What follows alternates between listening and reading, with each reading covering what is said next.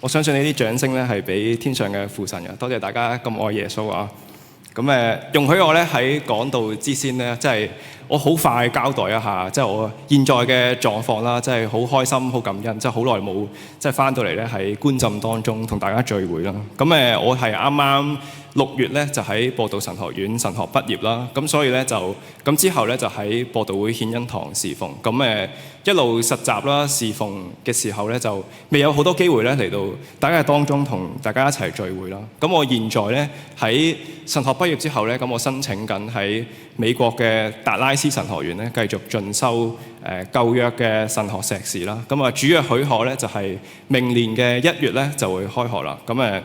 即係多謝大家過往就係好多唔同弟兄姊妹嘅支持啦、禱告啦、紀念啊，即係亦都即係有賴大家咧繼續喺禱告裏邊即係擺上咧係求主保守整個過程。讓我哋咧就正式開始今日嘅講道啦。呢個係用到嘅嗬，係咪啊？好啊，多謝大家。即係咧喺我諗呢段經文嘅時候啦，我好快咧，我就諗起啲咩咧？就係即係上個月啊，嗰個10號風球咧，超強颱風啦。睇新聞見到咧，就好多唔同嘅商戶啦、屋企啦，就好多唔同嘅應對方法啦。應對呢個暴風雨嘅吹襲啦。我都知道有啲弟兄姊妹係住喺即係將軍澳區嘅。我唔知你有冇目睹到呢個奇景咧？就係即係咧上主咧將一個打籃球嘅地方變成可以游水嘅地方啦。我今次咧睇新聞咧，或者都唔係新聞嘅，其實睇網上啊，學到一個好新穎嘅知識啊。就係咧啲人發現咧，用凡士林啊，阻塞嗰啲窗口滲水啲地方咧，好有效。我就覺得哇，呢個都係即係下次可能可以嘗試下嘅方法啦。點解我講即係呢個咁樣嘅新聞做引言啦？就係我諗起我哋面對住呢啲颱風咧，都有好多唔同嘅方法同態度啦。同樣地，我哋嘅信仰路、人生路上咧，都會遇上唔同嘅風暴嘅時候咧，我哋又點樣去應對咧？即係當呢啲挑戰咧唔能夠用凡士林咧嚟解決嘅時候咧，我哋點樣繼續堅持落去，走得過呢啲風暴咧？我哋先同心祈禱。天父幫助我哋更多學習你嘅說話，懇求你親自帶領我哋咧進入主你嘅同在裏邊，真理嘅聖靈懇求你引導我哋進入真理，幫助我哋成為主你所喜悅嘅生命。咁樣祈禱奉我救主耶穌基督聖名祈求，阿門。喺正式講道內容咧，我都想講少少背景咧，幫助我哋即係更好了解今日嘅講道內容啊。我哋今日嘅經文咧記載喺馬太福音咯。好普遍認為咧馬太福音咧有總共5段咧，耶穌嘅教導係篇幅比較長嘅，所以咧一般咧會稱佢做5大言訓。最出名嘅一定係第一段啦，第5至7章嘅登山寶訓。喺馬太福音裏邊咧，通常喺呢啲言訓之後咧，都會伴隨住一啲故事、一啲敘事。所以咧，成卷嘅馬太福音咧就好似一個千層蛋糕咁樣啊，就係一層咧嘅言訓，然後咧又有一段嘅敘事。每一段嘅大言訓啦，有住承上啟下嘅作用。所以咧，每次都係耶穌教導咗一輪之後咧，然後咧你就會見到有啲故事、有啲敘事話翻俾你聽，描寫緊其實耶穌係點樣實踐翻佢先前嘅教導。同時，當耶穌走過嗰啲唔同嘅經歷之後咧，亦都會讓佢有感動咧，佢跟住落嚟咧，佢要教導一啲點樣嘅道理。我哋今日思想嘅經文咧，第14章22節開始咧，係屬於第3段大言訓。不過其實咧，由再上一段，即係第2段大言訓，第10章開始咧，就係嗰度話耶穌差遣門徒出去傳福音嘅時候，有一個主題咧喺馬太福音裏邊咧，逐漸咧浮現出嚟，就係耶穌話自己同埋門徒將會被以色列人群眾咧所厭棄。10章16節呢度話：看啊，我差遣你哋出去，好似將羊送入狼群裏邊，要將你哋交俾公議會，要喺會堂裏邊鞭打你哋。呢一種耶穌同群眾、以色列人、官長、法利賽人之間嗰種張力啊，由第2段言訓第10章開始，我哋見到咧逐漸惡化。第11章開始，耶穌同佢哋越嚟越多爭執啦，包括係安息日嘅爭論啦。呢種張力咧一直延續到第13章第3段嘅言訓天國嘅比喻。我哋開始發現耶穌教導嘅對象咧，逐漸唔再係集中喺嗰啲群眾嘅身上，反而咧佢逐漸越嚟越聚焦咧教導門徒。同時耶穌更多斥責群眾咧係有眼睇唔見啦，有耳聽唔見，翻去自己家鄉拿撒勒嘅時候，慨嘆自己喺家鄉不被接納。由呢個時候開始，好似耶穌同群眾咧慢慢保持多啲距離，然後逐漸咧更加集中做門徒訓練。耶穌開始要更多向門徒揭示自己嘅身份啊，讓門徒知道自己就係嗰一位神嘅兒子彌賽亞，嗰位新嘅摩西。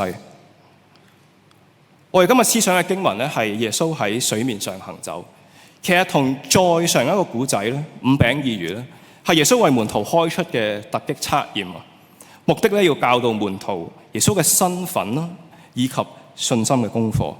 5餅2魚嘅時候，就係耶穌刁難啲門徒咯，要喺一個荒蕪嘅地方揾食物咧，餵飽5000個人。然後耶穌咧就好刻意催促啦，打發啲門徒，你首先坐船咧去岸嘅另一邊，自己咧就走上山上面祈禱。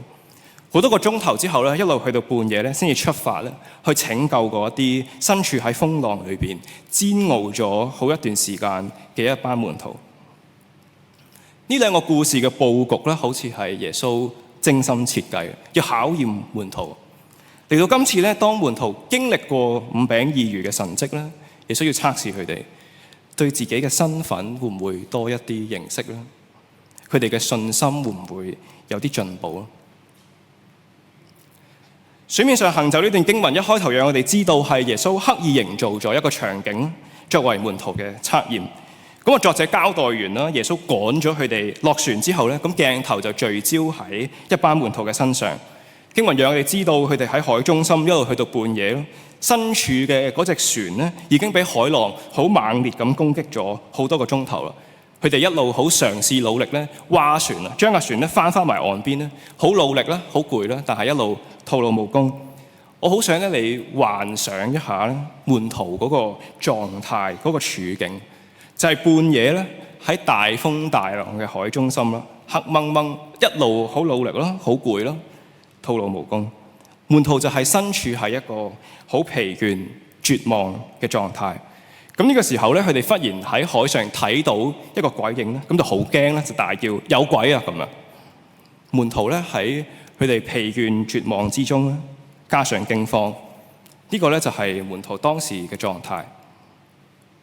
然後門徒聽到一把咧好熟悉嘅聲音啊，係佢哋嘅老師耶穌同佢哋講，佢話打起精神，係我，唔好怕。但係其實咧耶穌嘅行為咧有啲有趣啊。點解我咁講咧？就係點解耶穌唔一開頭咧就跟啲門徒一齊落船咧？咁啊點解又唔等啲風浪停咗之後咧，又搭過另一架船咧去對岸揾翻啲門徒咧？咁啊如果佢決定咧要拯救啲門徒啦，咁啊點解唔好似上一次咁咧，就直接喺岸邊咧就吩咐風浪停止啦？但係耶穌咧就選擇咧，佢喺岸邊行一段好遠嘅路咧，去到海中心同門徒咧去會面。咁啊點解又要等到半夜？門徒已經煎熬咗一晚咧，好多個鐘頭先至出手救佢哋。但係咧耶穌嘅吩咐咧係更加有趣嘅，就係喺門徒好煎熬啦、好驚慌嘅狀態底下吩咐佢哋唔好怕。我唔知你有冇試過啦，我希望你冇啦。就係咧喺你好焦慮、驚恐嘅時候咧，咁有人同你講，話唔好驚，驚係冇用噶。或者你係不斷咧喺度喊嘅時候咧，咁我同你講，唔好喊，唔好唔開心啦，開心啲。喊係冇用噶嘛，唔開心係唔好噶。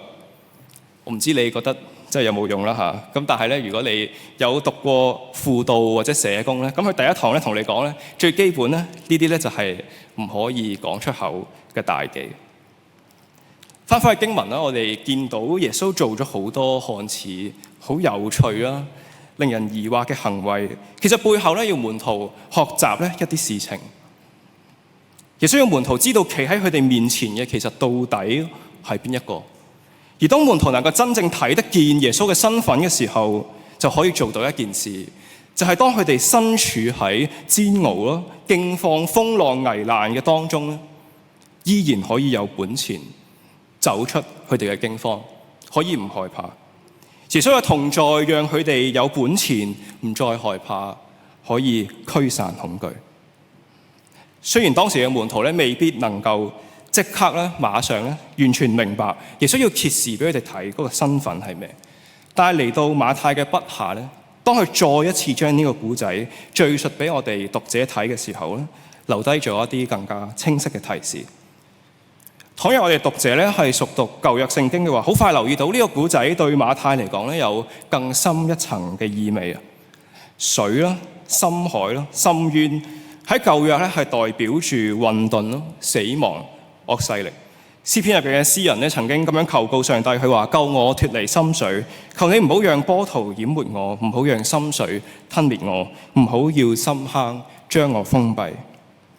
但係馬太讓我哋睇到嘅係耶穌全然凌駕喺風浪之上，凌駕喺海深淵，代表緊嘅混沌、死亡同埋惡勢力。更加重要嘅係耶穌嘅自稱，佢話是我。原文咧就係 ego eimi，I am， 我是啊。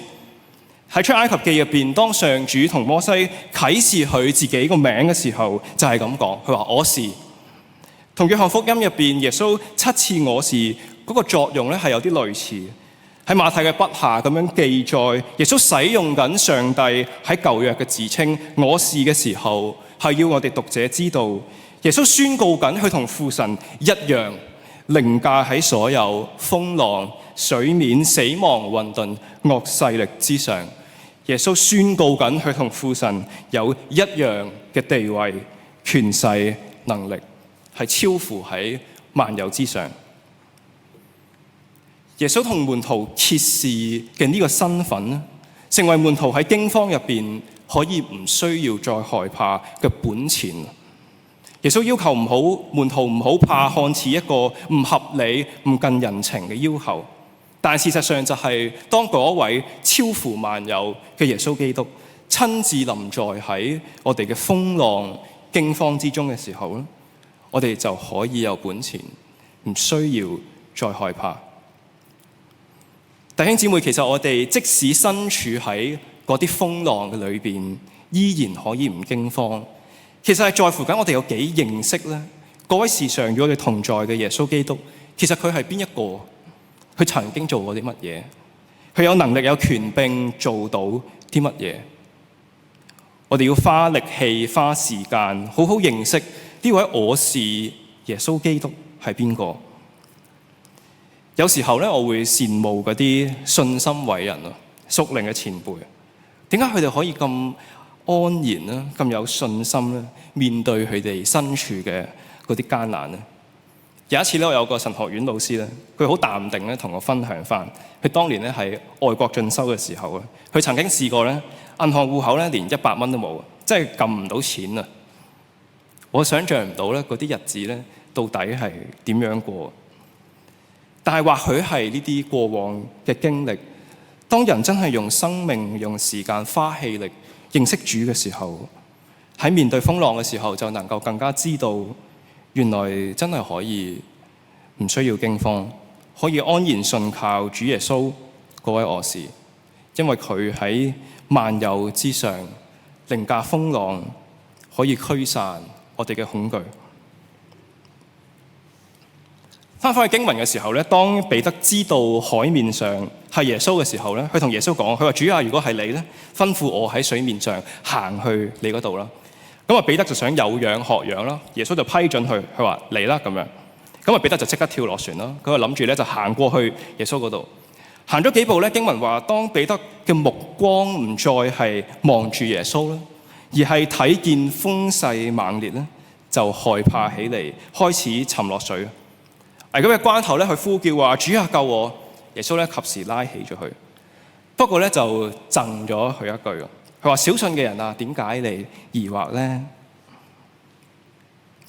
其實馬太筆下嘅彼得咧，好似成為咗我哋每一個信徒信仰生命嘅縮影。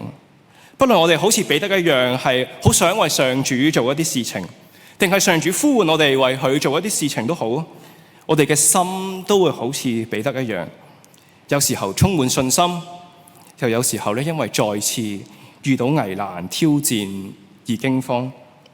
我哋或者同彼得類似嘅就係，當我哋走信仰侍奉甚至呼召嘅路嘅時候，我哋因為信心行出咗第一步，行咗2步之後就發現所有嘢都唔對路啦，跟住企咗喺一個風高浪急嘅位，係即使你係漁夫啦，你識游水啦，甚至你係渡海泳冠軍啦，定係你係方力申都好咧，都係冇用嘅，因為你就發現你以往學過嘅嗰啲知識啦、技能啦、所有方法咧，全部都用唔着。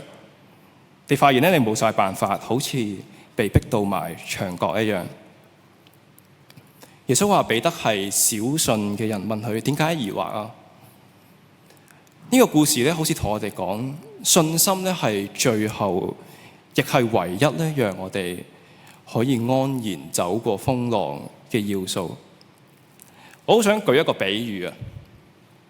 咁我唔知大家有冇睇過宮崎駿咧有套電影叫做《哈爾移動城堡》啦。咁就係電影入邊咧有個魔法師，佢叫做哈爾。咁佢有一座移動城堡啦，咁係用一隻小魔怪啦，一團火啊，佢叫做卡西火咧嚟驅動。咁喺電影入邊咧，當呢團火好勁嘅時候咧，咁就可以好順暢、好有力咁驅動住成座城堡咯。咁但係當佢虛弱嘅時候咧，城堡咧就開始行喐啦，甚至咧逐漸變得支離破碎。呢座移動城堡其實有啲類似我哋嘅信仰生命。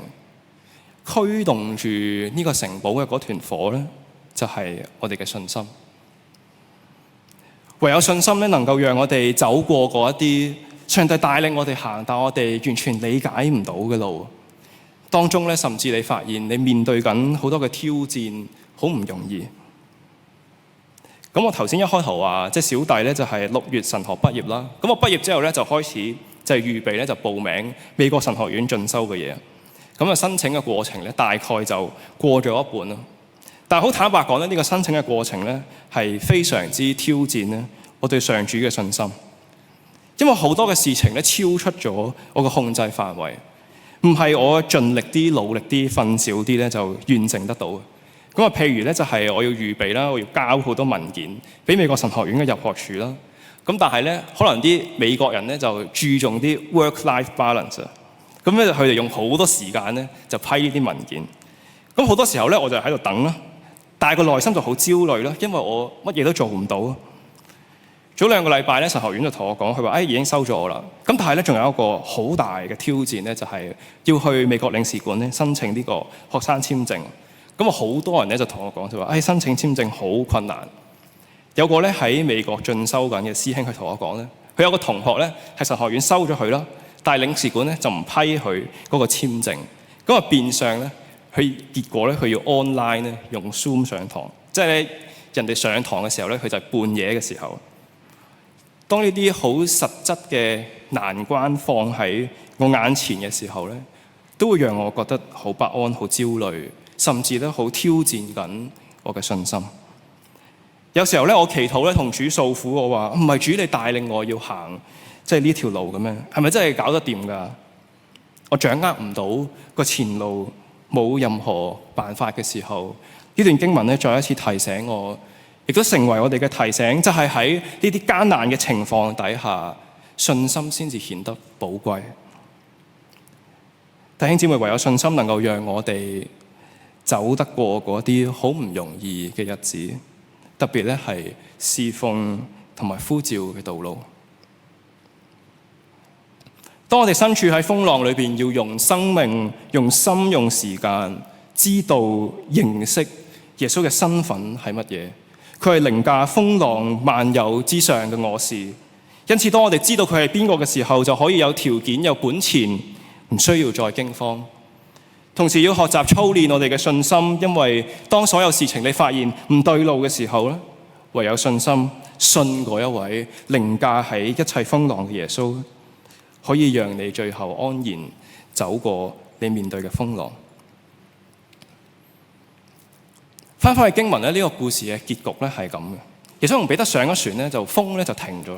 船上嘅人咧就跪拜耶穌，話：你真係神嘅兒子。其實如果你心水清咧，你會發現14章水面上行走咧，其實同之前第8章平靜風浪嘅故事咧，好多好類似嘅地方。甚至好似馬太要你睇到第14章嘅時候咧，你再一次攞翻第8章嘅經文出嚟做對比，咁你就發現呢兩個古仔時間、人物、地點全部都係一樣，都係耶穌同門徒半夜喺風高浪急嘅加利利海裏邊。兩個故事嘅最後，耶穌咧都贈咗門徒一句話：小信嘅人。一開頭嘅時候，我話同5餅2魚一樣，今次水面上行走係耶穌為門徒開出嘅一個測驗。我想你想象下，門徒經歷過第8章平靜風浪，啱啱經歷完5餅2魚，但係依舊咧好似都係懵盛盛嘅。嗰個測驗繼續唔合格啦，繼續獲得一模一樣嘅評價，就係小信嘅人。但係我哋又發現，門徒同彼得雖然咧嗰份測驗依舊唔合格啦，但卻係有一啲好緩慢嘅成長。上一次第8章平靜風浪結尾，門徒嘅反應係驚奇，話呢個人係邊個？風同海都聽佢講。今次嘅結尾，門徒跪拜耶穌，話你真係神嘅兒子。我哋睇見門徒縱然係懵盛盛，但卻係喺認識耶穌係邊一個，以及信靠主呢兩個功課上，好緩慢咁成長緊。而且經過咗今次嘅測驗之後，佢哋又更認識耶穌多啲。當我哋讀者，我哋繼續睇馬太福音之後嘅經文，睇到第16章就發現，彼得甚至能夠宣認得到耶穌就係基督。雖然彼得依然係唔能夠完全掌握耶穌係邊個，但喺馬太嘅筆下就讓我哋睇見，我哋一路睇嘅時候，門徒一路喺嗰個懵盛盛嘅狀態底下，卻係有啲進步。弟兄姊妹，或者我哋信仰歷程同門徒類似，成日發現自己懵盛盛咯，信心唔夠咯，對主嘅認識唔夠，甚至可能同門徒一樣，同一個時間、人物、地點，同一份測驗，依舊唔合格。但弟兄姊妹，有時亦讓我哋回望過去，信仰上我哋行過嘅嗰啲路，就發現原來都有一啲好慢嘅成長。好似門徒咁，上次只可以驚訝呢個人係邊個，今次卻可以宣認眼前嘅就係神嘅兒子。我頭先提到自己喺申請美國神學院嘅歷程裏邊，我覺得我嘅信心好被挑戰。然後我回想翻好幾年前咧，當我報名讀播道神學院嘅經歷咧，其實當時咧我更加冇信心。咁我大學嘅成績咧就好麻麻啦。牧養嘅侍奉經驗唔夠啦，聖經唔熟啦，咁我連最基本嗰個要求咧就係受浸要3年以上咧，我都唔達標嘅，因為我得2年半啫。咁我當時咧我已經諗住咧就打定輸數噶啦，我已經諗定後路噶啦。就如果博神唔收我咧，咁我就揾個機構啦，揾間教會咧，就侍奉多1年半載咧，就當儲下侍奉經驗。直到今次咧，我申請美國嘅神學院，我依然覺得好艱難，信心咧依然好唔夠。但對比上一次咧，又發現個人好似定一啲。原來我嘅信心咧，好緩慢咁又多咗一啲。好多時候咧，喺焦慮、擔心過後，心底入邊亦知道，昔日上主咧點樣同我同在。今日嗰位不變嘅上主咧，依然會帶領我喺信心呢個課題上。我看似依舊係小信嘅人，卻係好緩慢咁發現自己都有啲成長。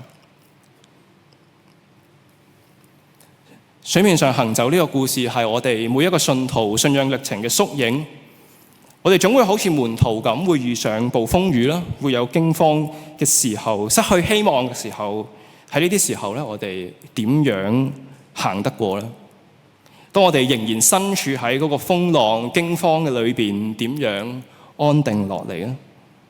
我哋要知道基督嗰位凌駕風浪嘅主同我哋同在嘅時候，就可以有本錢，唔需要驚慌。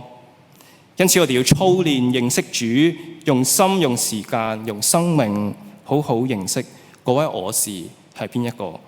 同樣地要操練信心，因為信心係唯一讓我哋能夠走過風浪嘅條件。